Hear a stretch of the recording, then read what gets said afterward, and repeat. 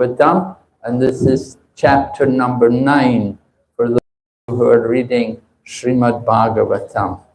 The prayers of Prahlad are there. So we were describing some of the main elements from these prayers.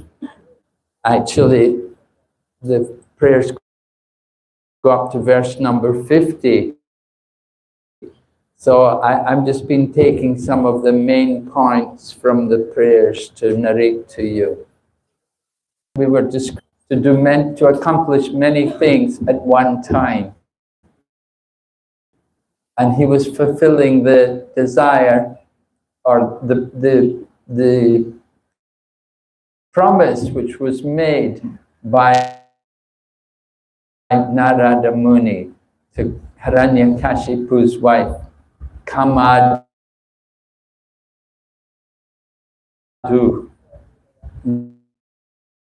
that he promised her because she was carrying the child, Prahlad, at the time in her womb. And she begged Narad, please don't let anybody harm my child. So Narad will never be harmed by any enemy.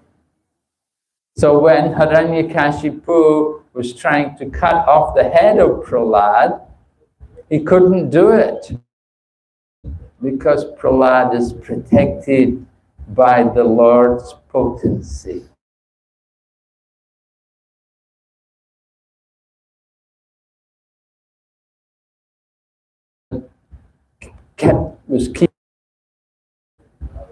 And then this went because he was threatening.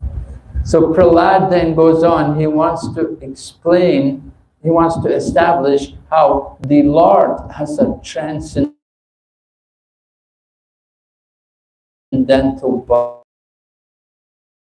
body. And he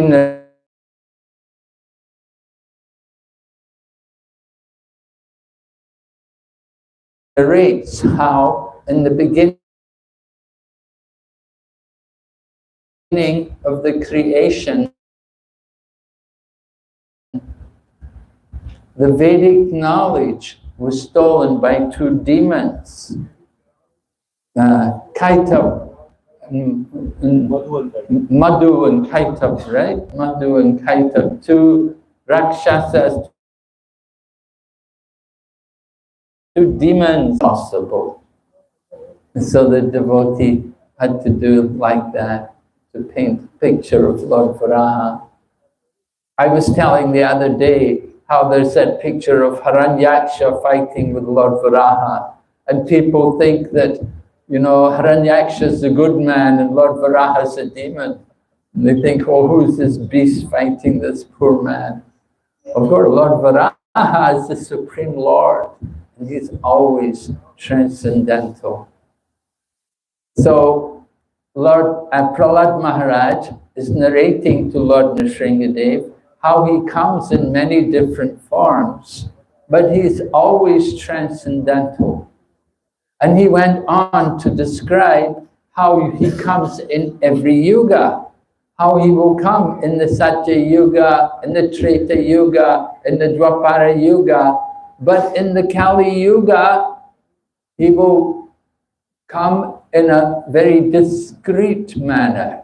He will be covered in the Kali Yuga. He will not reveal himself to everyone. Actually, this was discussed in a conversation between Gopinath Acharya and Sarvabhauma Bhattacharya. Sarvabhauma Bhattacharya was having difficulty to accept Chaitanya Mahaprabhu as an incarnation of God. Gopinath Acharya was his nephew, and Gopinath Acharya was a devotee.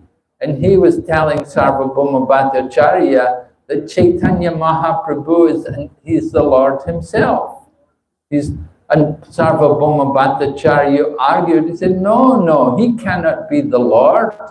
The Lord never comes in Kali Yuga. The Lord is Tri Yuga. And Prahlad Maharaj also used that expression. He also said that the Lord is known as Tri Yuga, meaning he only comes in 3 ages. He doesn't come in the Kali Yuga. But at that time, Gopinath Acharya said to him, no, you're wrong. You don't know the philosophy. The Lord comes in every age. And he Sambhavami Yuge Yuge, right? He comes in every age. So he was telling Sarvabhauma, the Lord does come, but he doesn't come as a Leela avatar. But there are Yuga avatars. You can read the 11th canto, Srimad Bhagavatam, how Karabhajana Muni is explaining to Nimiraj about the Lord's incarnations in each of the ages. And he describes also the Lord's incarnation in Kali Yuga. So the Lord does come in Kali Yuga, but Leela avatars don't come in the Kali Yuga. Yuga avatar come. Anyway, Chaitanya Mahaprabhu is a very special incarnation of the Lord. Actually, he is not an incarnation of the Lord. He's the source of all incarnations. Just as Lord Krishna is not an avatar, but he is the source of all avatars. He is avatari. All of the incarnations, they come from him. And Chaitanya Mahaprabhu is not different from Lord Sri Krishna. Chaitanya Mahaprabhu comes in the Kali Yuga, and he comes in a covered manner. He did not reveal himself as the Lord. Lord Krishna came and he said, Mata parataram nanyat kinchidasti. There's no truth superior to me. Lord Krishna could say that. But Chaitanya Mahaprabhu, he is coming as a covered, he doesn't want to reveal himself. And if anyone would claim that he was the Lord, he would run away and cover his ears and call out the names of the Lord, call out Narayan, Krishna. He wouldn't want to hear anyone claim that he was actually the Lord. Although he was, but he was coming with a very special purpose. Because in Kali Yuga, it was known that there will be many imposters. There will be many people who come who claim to be the Lord. They claim to be the Supreme Personality of Godhead, but they're just ordinary men and they're just cheaters. So Chaitanya Mahaprabhu, because he's the omniscient Supreme Lord, he knows the situation in the Kali Yuga. He did not want to show himself as the Lord. He wanted to keep the mood, Tri Yuga, that the Lord only comes in 3 yugas. So he concealed himself.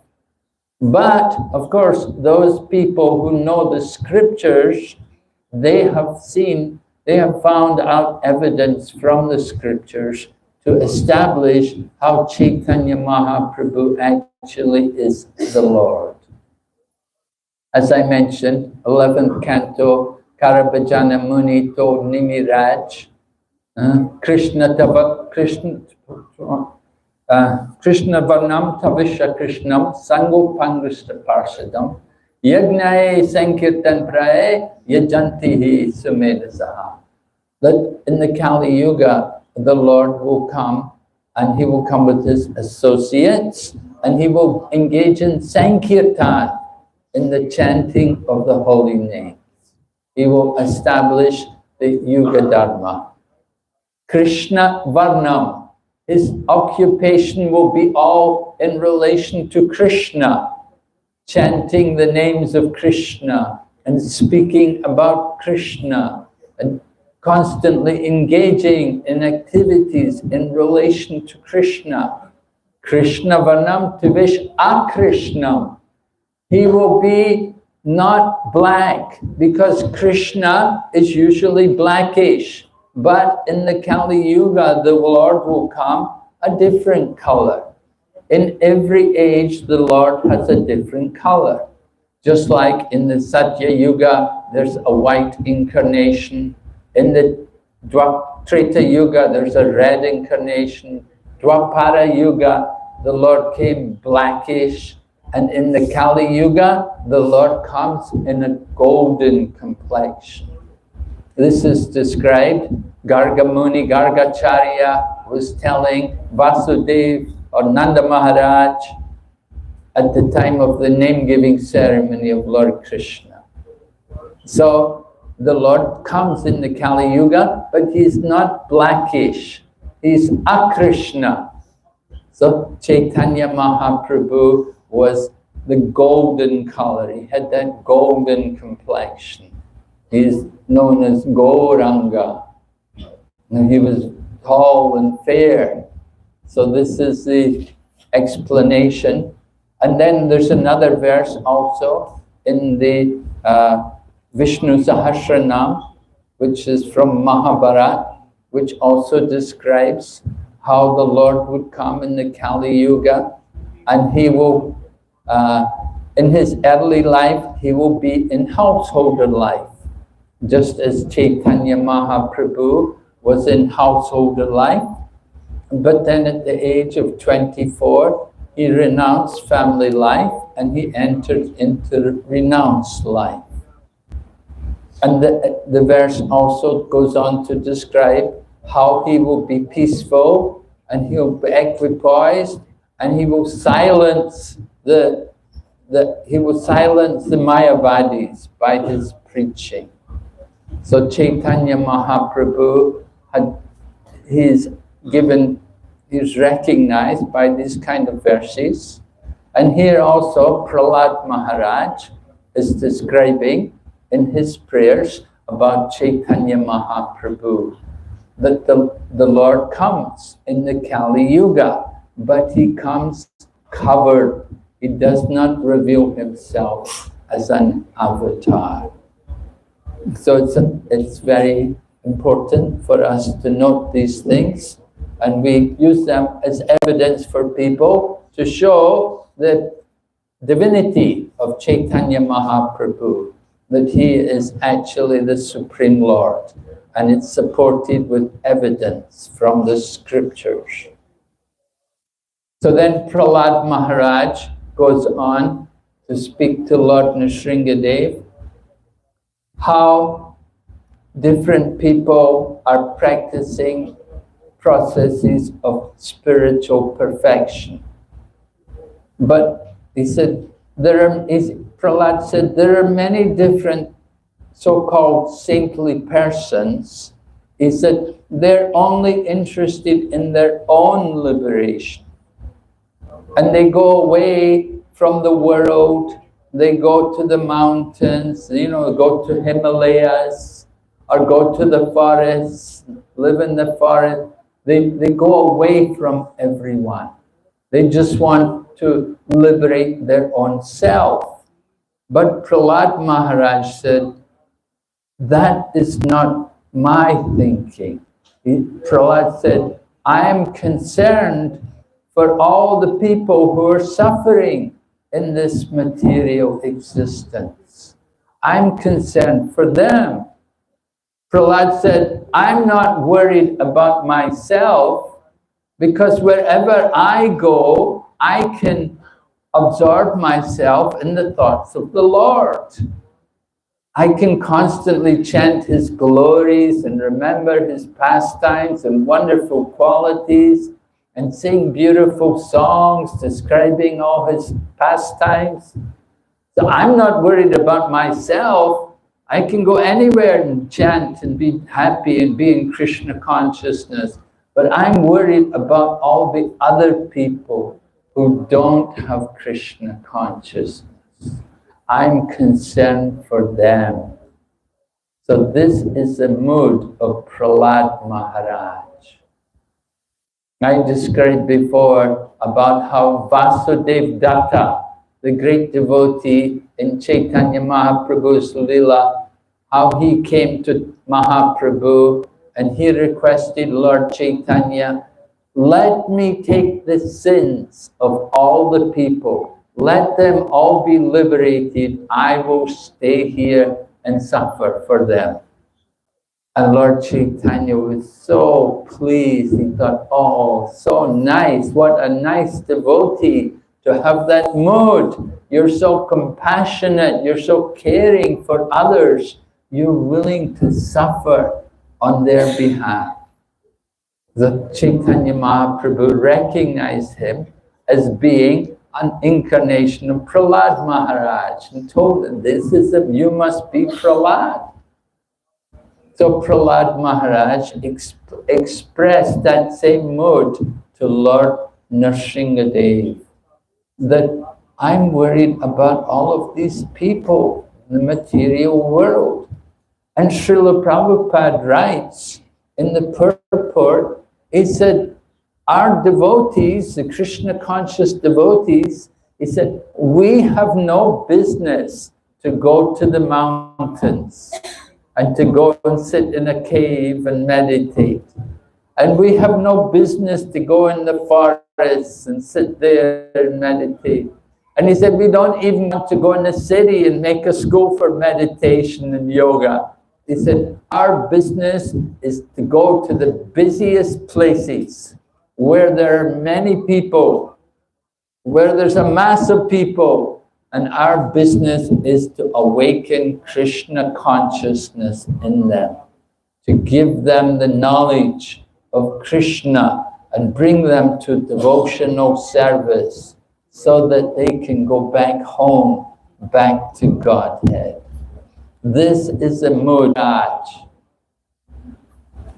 And Prahlad Maharaj talks about how different people practice different ways of spiritual perfection. They will do things like Monavrat. Monavrat, right? Making a vow of silence. It's often we get people, I remember when I was doing life membership, one of our members, he told me, he said, every Sunday I do Monavrat. Every Sunday he's at home and nobody will speak to him. He makes a vow of silence. Monday to Saturday talks a lot. But Sunday, no, nothing. Monavrat. I was traveling in India with another devotee. Actually, that devotee is my godbrother, Mahavishnu Swami. So the two of us were traveling in 1970s in India, and we had one of those temple vans, and we were going to colleges and libraries and distributing Prabhupada's books. So at one point, we were on a highway, and we saw on the side of the road there was like a mountain on the side of the road, and we saw there was a temple inside the mountain. Somehow they made a temple inside this mountain. So we decided, let's stop. Let's go there and see if anybody's in the temple.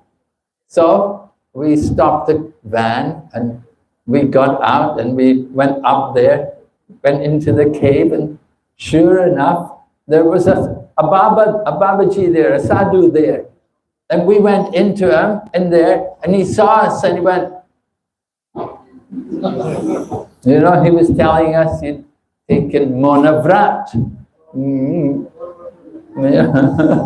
So anyway, he had ears. So we began to preach to him, and we showed him Prabhupada's book, we showed him the Bhagavad Gita, and we told him how we're preaching Bhagavad Gita all over the world, and we have centers all over the world.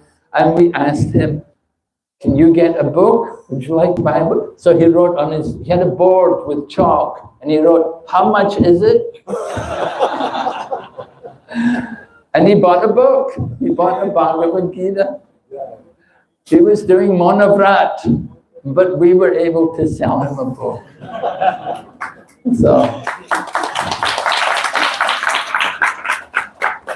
So he got mercy, special mercy, right? We give him Bhagavad Gita. And so people do Monavrat. It's one of the processes by which they can come to the platform of liberation, right? To get liberation, there are different material processes. We say, tapasya, brahmacharyena, samena cha, damena cha. These different ways, there are different ways in which you can come to the liberated platform. So, Monavrat is one of these things which you can do.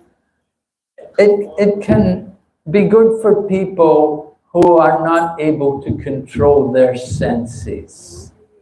Sometimes, you know, you ask people to chant, ask them to be a vegetarian, and they find it very difficult. So there are some kind of rules, restrictions, which they can do to come to the liberated platform. They're not able to do devotion. They're not able to just worship the deities and live in the temple and chant Hare Krishna. So we have other processes, which begins with things like brahmacharya, practicing celibacy, and then not speaking. Prabhupada explains Monavrat means not to speak nonsense. Generally, anybody who is not a devotee, who is not in Krishna consciousness, when they speak, it will be nonsense. Because they're not blessed with the potency of Lord Krishna. They have no Krishna consciousness. So when they speak, they will just speak mundane things. If you've studied the Nectar of Instruction, Upadesh Amrita, Srila Rupa Goswami describes Vacho Vegam, Manasa Krodha Vegam, right? Control the words which we speak, the Vacha, Vega, Vacho Vegam, the Vegas, control the urge to speak. It's the first thing in controlling the senses. Very difficult for young children especially to control the speaking. If you're teaching, you have a class, you have many students in the class, you know, they like to speak. The urge to speak is very strong. So, Monavrat help people to control the senses. But a devotee doesn't have to do Monavrat. For one who is Krishna conscious, he will always speak about Krishna. Whenever he opens his, whatever he talks, whatever he has, it will be in relation to Krishna. Chanting the name of Krishna, singing the songs of Krishna, worshipping Krishna. He has nothing else to talk about. That is Monavrat. That is real Monavrat. To only speak about Krishna. Just like we talk about Brahmacharya. Brahmacharya doesn't mean you cannot be married. You can be married and you can have a family in Krishna consciousness. That is Brahmacharya. And it doesn't mean that because you're endeavoring for spiritual life that you cannot work, but work for Krishna, working for Krishna. Prabhupada writes in a purport in the Bhagavad Gita that there are devotees engaged in offices and working in offices and in factories, and they're dedicating their hard-earned money, They're dedicating it for the service of Krishna. He said, these are actually people in the renounced order of life. Although they're working in a job, they're having earning, but they're dedicating for the service of Krishna. So that is actual renunciation. It's not that you have to give up the world, but we have to recognize how to use everything in Krishna's service. Right? There's different kinds of renunciation. So Rupa Goswami has described what is actual renunciation. Nirbandha Krishna Sambandhe Yukta Vairagya Uchate. Actual renunciation is to use everything in the service of Krishna. Srila Prabhupada described how some sadhus, they had a picture. There was this one sadhu, especially in Bengal, he had a picture taken. He would not touch any money. But Prabhupada said he had a lot of money under the table. You know, sometimes people do like that, you know. I won't touch any money, but all the money is under the table. So Prabhupada said, he said, they can take a picture of me counting the money, and I will spend it all for Krishna. So that is actual renunciation, using everything for Krishna. In London, I remember Srila Prabhupada came in the 1970s, and spiritual teachers and gurus were very much in the news. So they came to interview Prabhupada. Some different reporters from the newspapers came to talk to Prabhupada.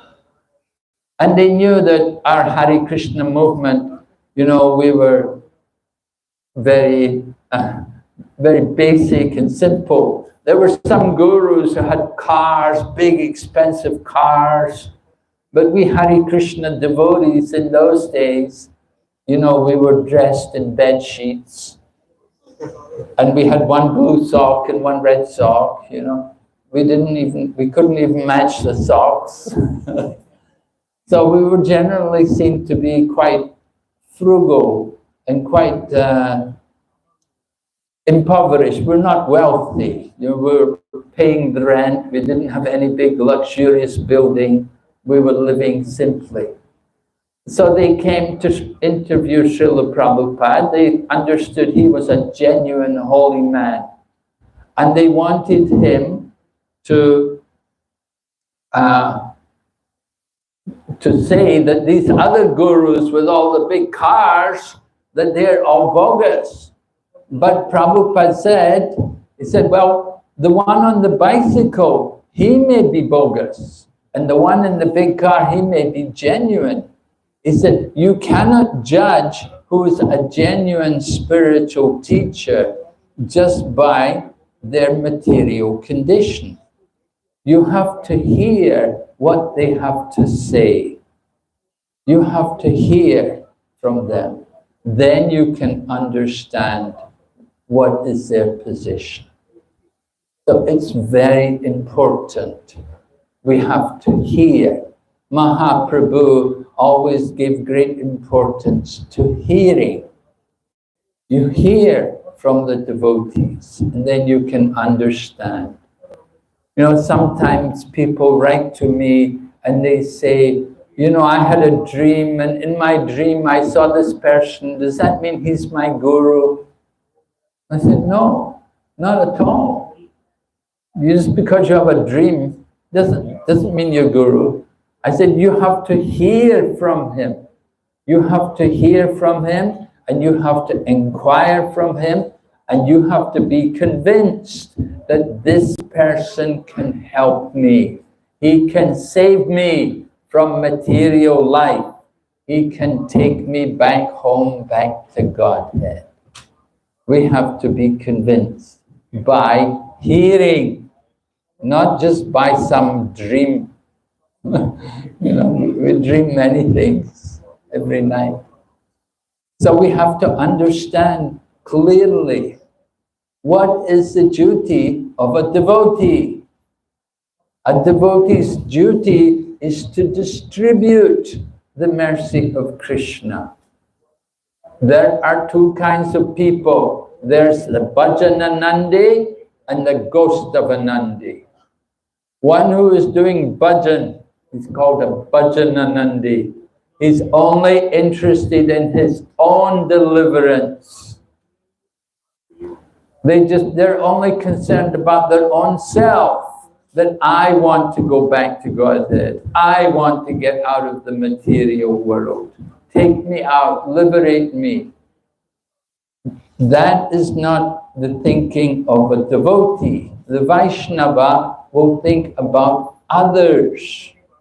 So the Bhajananandi is only thinking about his own self. He's chanting, he's maybe living in a holy place. He will not mix, he will not hear, he will not go to preach. He's only thinking about his own self. But the Ghost of Anandi is the one who is trying to give the mercy of Krishna to others. Not just thinking only for himself, but he wants to distribute Krishna everywhere, to everyone. And he will take all risks to do that. Just like Srila Prabhupada did it. He took so many risks to go everywhere to distribute the message of Krishna. And we're seeing also devotees, just like His Holiness Gopal Krishna Goswami, he took also a lot of risks to distribute Krishna consciousness, going to Russia and traveling throughout different parts of the world, preaching, distributing Krishna everywhere. So we want to develop that mood. This is the mood of Prahlad Maharaj, that he's not thinking about his own deliverance, because wherever he goes, he can be Krishna conscious. In the Shastras it says, Narayana parasarve nakutaschinya vibyate swarga apavarga narakesh vapitu yatadarshana. That when one is taken shelter of the Lord, then there's no difference between swarg, narak, and apavarga, liberation. Heaven, hell, and liberation. He sees everywhere the same. Wherever he goes, he will chant Hare Krishna, he will tell people about Krishna, he will distribute the holy name, he will try to give Krishna consciousness. This is the mood of a devotee. One devotee, Prabhupada was sending one devotee to Eastern Europe. This was in the 1970s. Eastern Europe was still in the communist bloc. So Prabhupada was telling this devotee, I want you to go there and introduce. And the devotee said, Prabhupada, he said, Prabhupada, there's no vegetables there in the winter time. You have to eat meat. So Prabhupada said, then eat meat, but go there.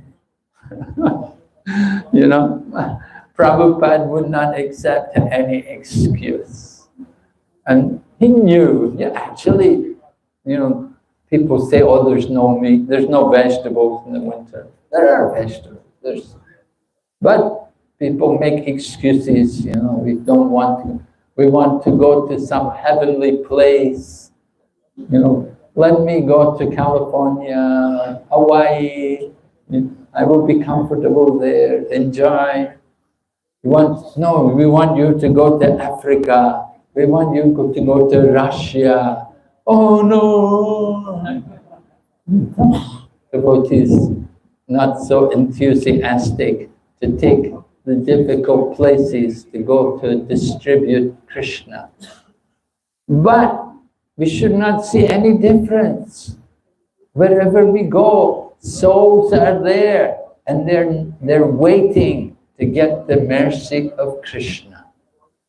Prabhupada said, you take a kartals, bring a madanga with you. If you go there, even you're one person, you play the kartals, somebody will come along. You give them the kartals, you play the madanga, more people will come, they'll join you. You just have to go there, you know, you have to be there and find the people. They will come. Krishna is in their heart and he will send them. Just like Prabhupada went in the park in New York. He went in the park and people came and joined in the kirtan. So Krishna consciousness is meant to be distributed. Prabhupada said, I did not come here to beg, I came to give. I came to give what you have forgotten.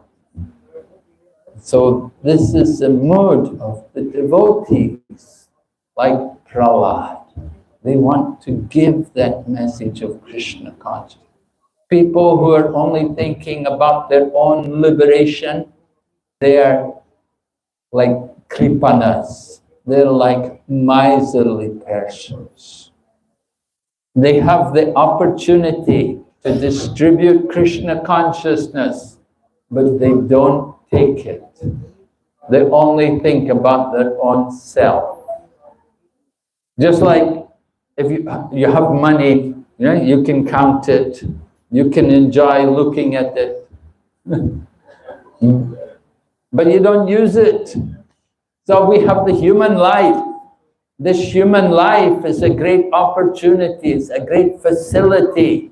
We should use it for the service of Krishna. If we don't use it, then we are kripana, we are miserly.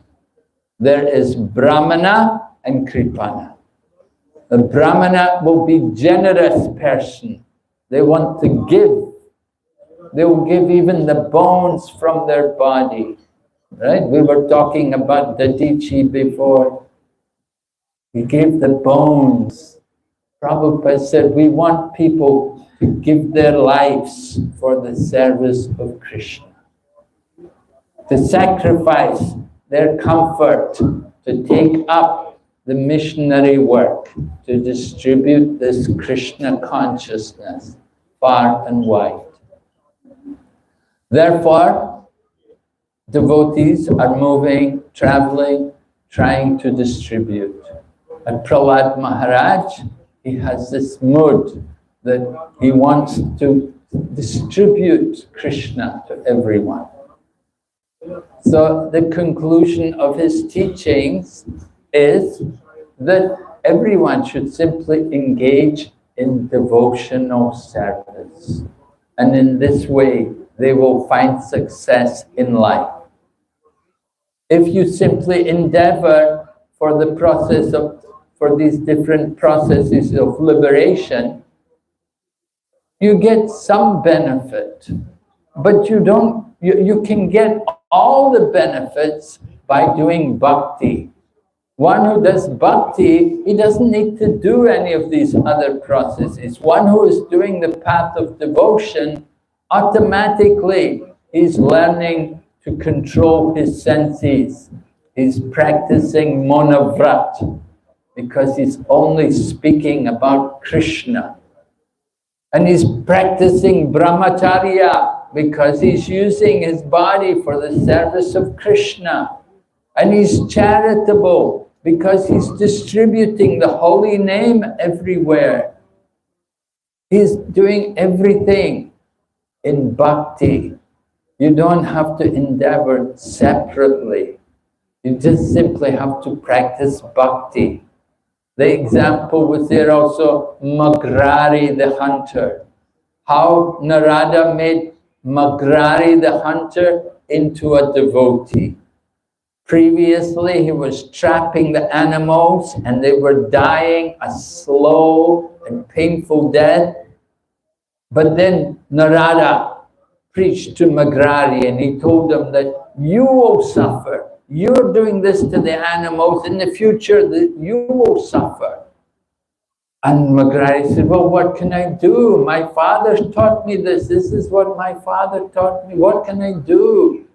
So then Narada said, come with me. And Narada took him, and they got a place where there was a tulsi. And he told Maharaj, you sit here and you chant the holy name.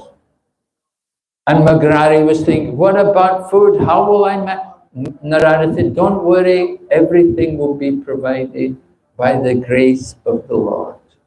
And Maharaj was sitting there, and when people heard that the hunter had become a holy man and he stopped killing the animals, and now he was sitting by Tulsi and chanting the holy name, then many people from the villages, they all wanted to see him.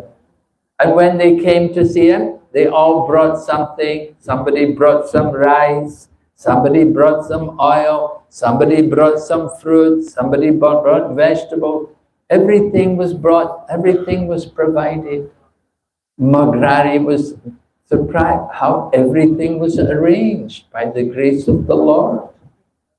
And when Narada Muni came back to see him, Maharaj went to meet him, and there were little insects on the path.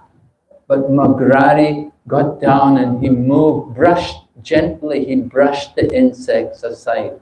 He would not even harm little insects.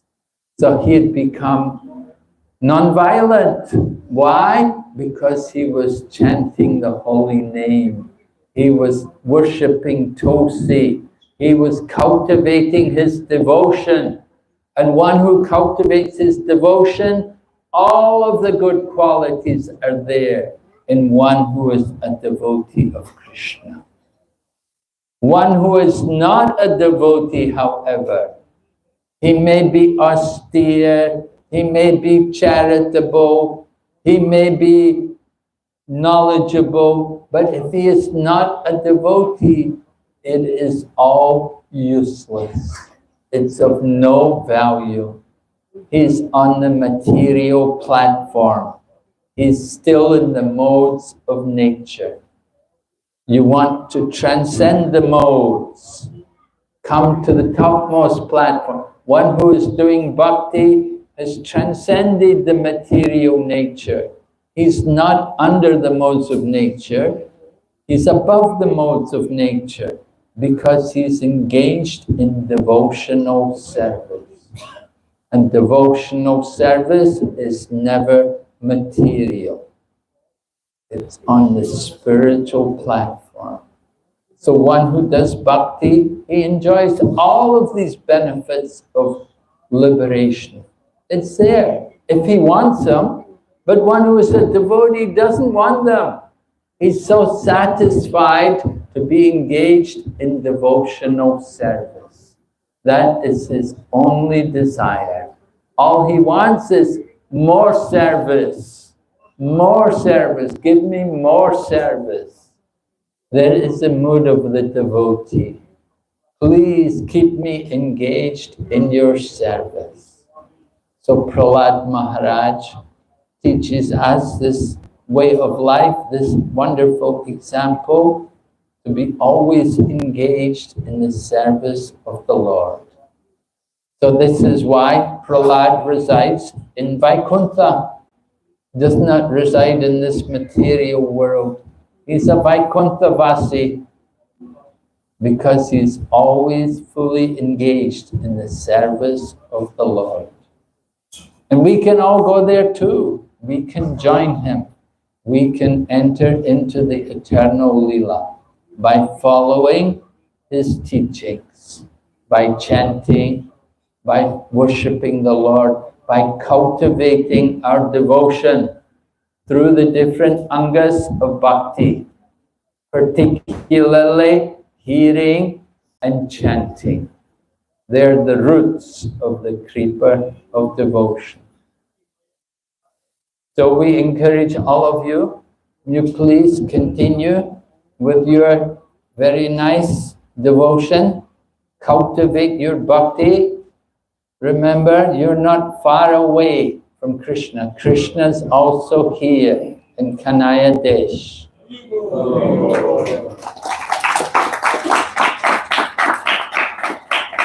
we, when Maharaj, when Vidura came back from pilgrimage, he came back to deliver his brother Dhritarashtra.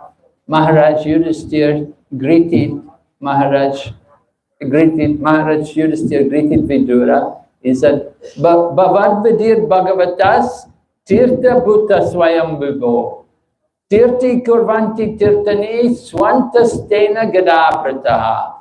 He said, you are the personification of the holy places because you carry the Lord in your heart. Wherever you go, you purify that place. So it's the devotees which make the holy place, you see. It's not the place itself, but it's the devotees, because all of you are here. So this has become a holy place, you see. So we encourage all of you, continue to make this place more and more holy. Continue with your wonderful programs, your chanting, and your devotion. And this way make your lives very, very, very wonderful, very successful. Thank you very much. Hare Krishna.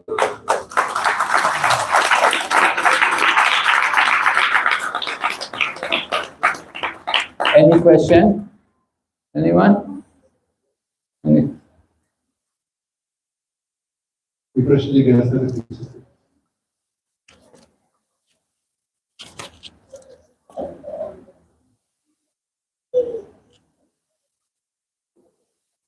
Krishna Maharaj. Very grateful to you for enlightening us, Maharaj. So, Maharaj, tomorrow you are traveling and will be in physical separation. So, we request first of all, please come as soon as possible. And while you are not here physically, please enlighten Maharaj what pleases you the most, so that while you are not here, we can endeavor in that direction. Oh, what pleases me the most? Well, I'm pleased when everyone is happy in Krishna consciousness. When I see everyone engaged in Krishna service, chanting, and blissfully taking part in our devotional activities, then that is our pleasure. We get great pleasure seeing people advance in Krishna consciousness. People take a book, we feel very happy. And when people read the book, we feel even greater pleasure. And when they come and take up devotional activities, then it's even more ecstasy. And when they go on and become devotees and take initiation and surrender to Krishna, then we know no limits to our joy and happiness. To see someone come into the association of devotees is the greatest pleasure.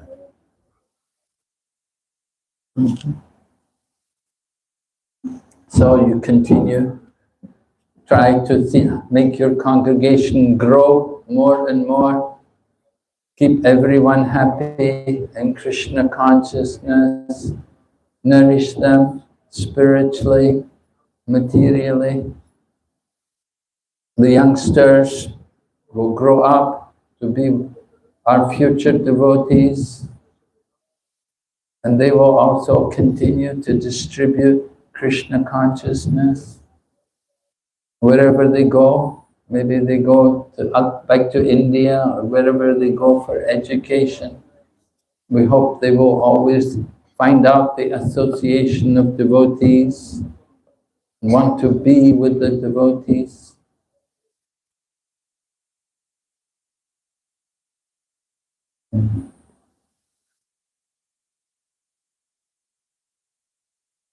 Okay, any other question?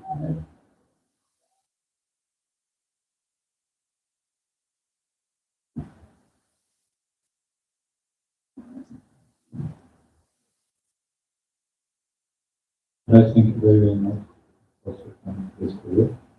I do not have any question on today's session. I'm very eager to know your interaction with Sri Prabhupada. Just share your interaction with Sri Prabhupada. Well, you know, I really didn't have very much interaction with Srila Prabhupada. You have to understand that I was a very new devotee and I had just joined the Krishna consciousness movement. At that time I was 21, 22, you know, and I was very new in Krishna consciousness.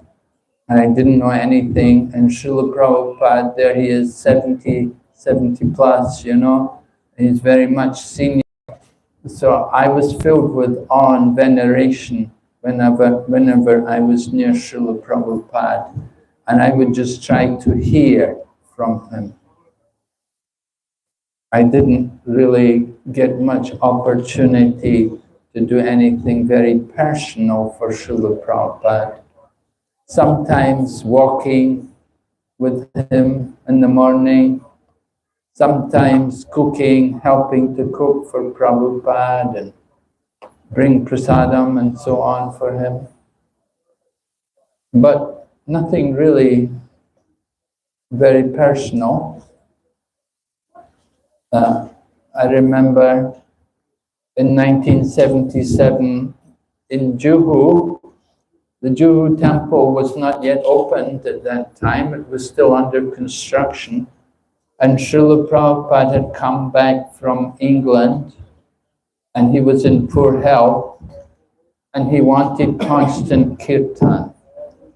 So I was chanting, I was fortunate that I was allowed an opportunity to go and chant for Srila Prabhupada with another devotee, two of us.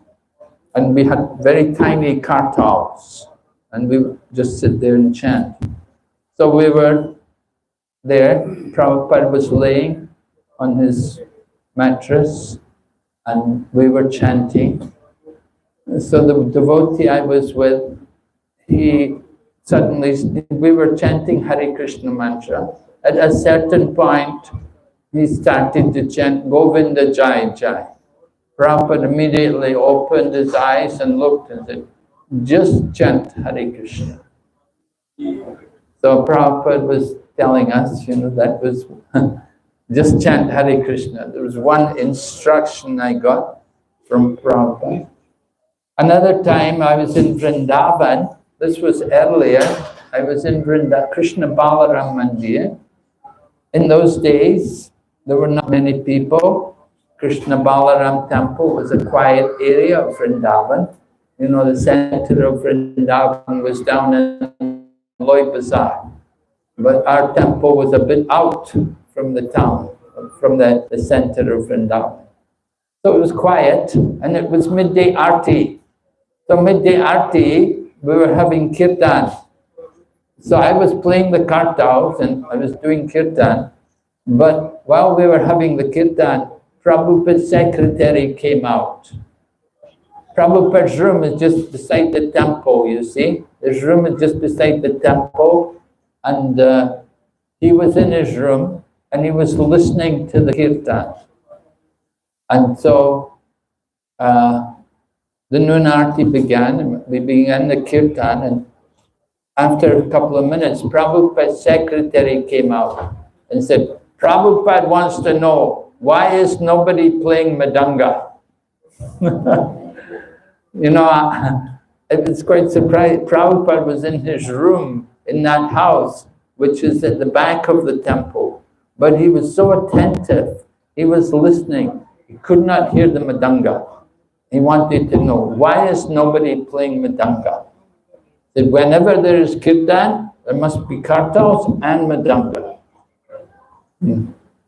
So that was another instruction got from Prabhupada. Different things. Prabhupada was always very attentive to things. He always cared about how we managed the temple. in London, we had a small rented place in those days. Prabhupada would come and stay there. One time, devotee came from America, and he saw the place, and he said, "Oh no, Prabhupada can't stay here." He said, he said, "When Prabhupada comes, we'll get him a room in the hotel." He said, "This place is not good enough for Prabhupada." So they wrote to Prabhupada and told Prabhupada that, we want Prabhupada, we will get you a room in the hotel when you come next time. But Prabhupada wrote back and said, "I don't want to stay in hotel. I want to stay in the temple." He said, "I like that room." So that was Prabhupada's mood, he was teaching us, He liked to be in the temple with the devotees. He didn't like to be in hotels, staying in hotels. And he was always checking the accounts, are we keeping the expenses, the accounts, is it all being kept nicely? Because like in UK, in London, we're a registered charity, we're registered as a charity organization, so we have tax exemption. So in order to keep that, you have to have proper accounts, you have to be audited. So Prabhupada was very concerned that we were keeping up our accounts, and he would personally check on everything. And then he would check on the prasada. We would arrange programs for Prabhupada, and every program we would distribute prasadam. And Prabhupada would say, "Bring me a plate of prasadam, I want to see what you're distributing." And Prabhupada would check it and taste it, and he would comment if he thought it was okay. He'd say, "Oh, yes, it's quite nice." Yeah. But if it was not good, he'd also tell you. And one time in London, one devotee, he arranged a Bhagavad Sapta for Srila Prabhupada. It was to be a Bhagavad Sapta. Every evening for 1 week, Prabhupada was to come. And it was in a region there in London. It was in a region called Southall, where there's a lot of Indian people, a lot of Asian people there. And so anyway, the devotee arranged a hall. Prabhupada came for the program, did the program, and then after he got back in the temple, he said, "I'm not going again." He said, "That's enough." He said, "One night was enough for me." He said, "That hall is terrible." He didn't like the hall. So he sent another devotee, told another sannyasi, he said, "You go tomorrow night." And so Prabhupada, he had standards, what he liked, what he didn't like. He liked to do things nicely. So he was pleased if we had nice big programs, big halls, even though we were a very new society. So these are some things about Srila Prabhupada.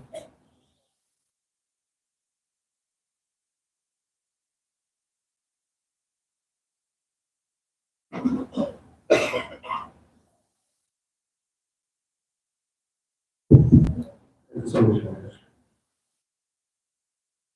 we were very fortunate actually to have this one week in the Divine Association of Maharaj. And as Prabhu mentioned, we prayed Maharaj for this week. We request Maharaj to be after that, please. We get to more association Maharaj in the future. Although Ram Prabhuji is going to move for home, but we request him to come here Maharaj every year, at least once in a year. Talk and association. Very grateful to the Ram Prabhu is very happy. Because of that, we got this wonderful association for a week. And they took care of Maharaj nicely. Thank you, Prabhu, Mataji. And Prabhu asked me that what is Maharaj. So few things we noticed actually, we witnessed with Maharaj coming here. That Maharaj likes to sing Sar Goswami's Samhita every morning. If we can by heart this and sing every day, that will be Maharaj very much. We have seen that Maharaj sings every day. We will have a program on the morning program. He does not miss them. they started coming here Karina days. Even if they travel late night to reach here, next morning, without fail,